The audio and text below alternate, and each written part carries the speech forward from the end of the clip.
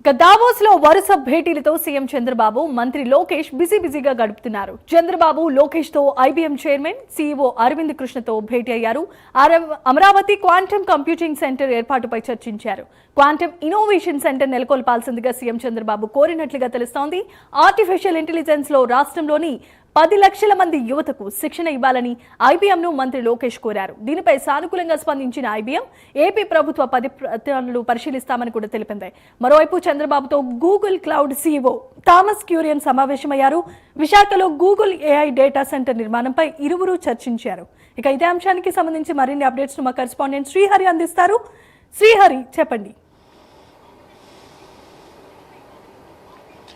Right Jemimah, ఏదైతే CM Chandrababu Davos పర్యటన ఉందో ఇది రెండవ రోజు అయితే దావోస్ పర్యటనలో ఈరోజు సీఎం చంద్రబాబు అదేవిధంగా మంత్రి నారా లోకేష్తో పాటు ఇక్కడ నుంచి వెళ్లిన మంత్రివర్గ బృందం అదేవిధంగా అధికారులు ఎవరైతే ఉన్నారో అక్కడ ఏదైతే రాష్ట్రంలో మరిన్ని పెట్టుబడులు పెట్టేందుకు అవకాశం ఉన్నట్లుగా అక్కడ ఏదైతే దావోస్ అంతర్జాతీయ ఏదైతే పెట్టుబడుల సదస్సు ఉందో ఈ సదస్సులో పెద్ద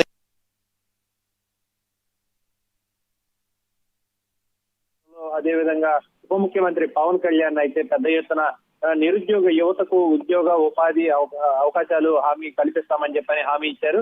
అయితే ఈ నేపథ్యంలోనే రాష్ట్రంలో పెద్ద ఎత్తున పెట్టుబడులు పెట్టేందుకు దావోస్ పర్యటన ఇప్పుడు జరుగుతుంది. అయితే దీంట్లో ప్రధానంగా ఏదైతే రాష్ట్రంలో ఏదైతే విశాఖ వేదికగా జరిగిన గూగుల్ ఏదైతే ఉందో గూగుల్ గానీ ఆర్సీఎల్ఆర్ మిట్టల్ ఇవన్నీ ఏవైతే ఉన్నాయో వీటన్నిటినీ కూడా పెద్ద ఎత్తున ప్రమోట్ చేసుకుంటూ రాష్ట్రంలో ఈ పెద్ద సంస్థలు ఏవైతే ఇప్పటి వరకు వచ్చాయో వాటన్నిటినీ కూడా అక్కడ ఉన్న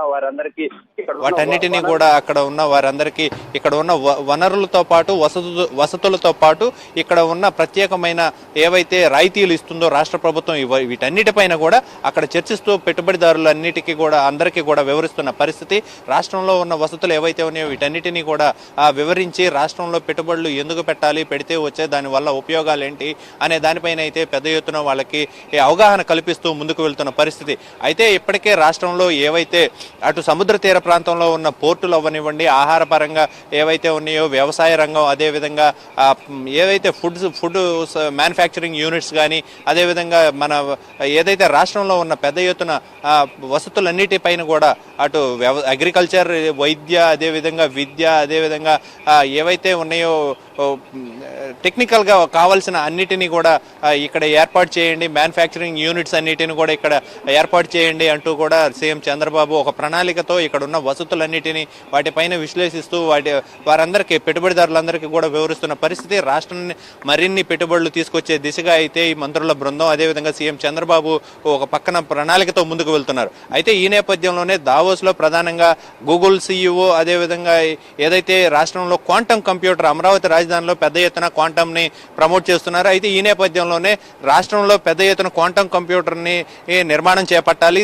దీనికి సంబంధించిన ఏదైతే ఉందో దీనికి సంబంధించి నైపుణ్యం ఏదైతే ఉందో దీని నైపుణ్యతను 10 లక్షల మంది యువకులకు దీని గురించి నైపుణ్యత కల్పించాలి అనే ధ్యేయంతో అయితే రాష్ట్ర ప్రభుత్వం పనిచేస్తుంది. అయితే ఈ నేపథ్యంలోనే క్వాంటమ్ ఏదైతే ఉందో ఈ క్వాంటమ్కి సంబంధించి ఇప్పటికే 50,000 మంది యువకులు అయితే దీన్ని ఎన్రోల్ చేసుకున్న పరిస్థితి. క్వాంటమ్ కంప్యూటర్కి సంబంధించి నైపుణ్యతను తెలుసుకునేందుకు నేర్చుకునేందుకు పెద్ద ఎత్తున సహకరించాలంటూ కూడా సీఎం చంద్రబాబు వారిని అయితే కోరిన పరిస్థితి. అయితే ఈ నేపథ్యంలోనే త్వరలోనే క్వాంటమ్కి సంబంధించి నైపుణ్య శిక్షణకు సంబంధించి త్వరితగతిన మేము అక్కడికి వచ్చి ఇస్తాము అని చెప్పని కూడా వాళ్ళు అయితే హామీ ఇచ్చిన పరిస్థితి. అయితే ఈ నేపథ్యంలోనే వీటన్నిటితో పాటు ఏవైతే ఉన్నాయో యూనివర్సిటీలు విద్య పరంగా ఏదైతే ఉందో ఈ యూనివర్సిటీలన్నిటిలో కూడా పెద్ద ఏవైతే ఉన్నాయో కొత్త తరహా విద్యా బోధనల పట్ల కొంత అవగాహన కల్పించాలి.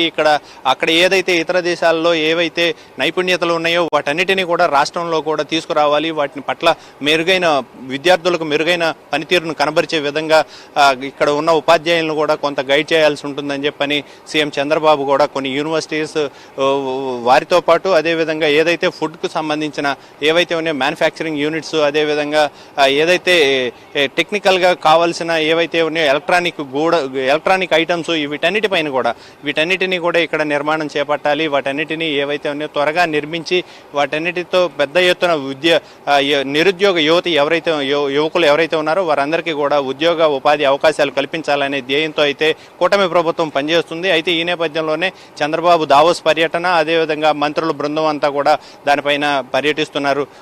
జమీమా.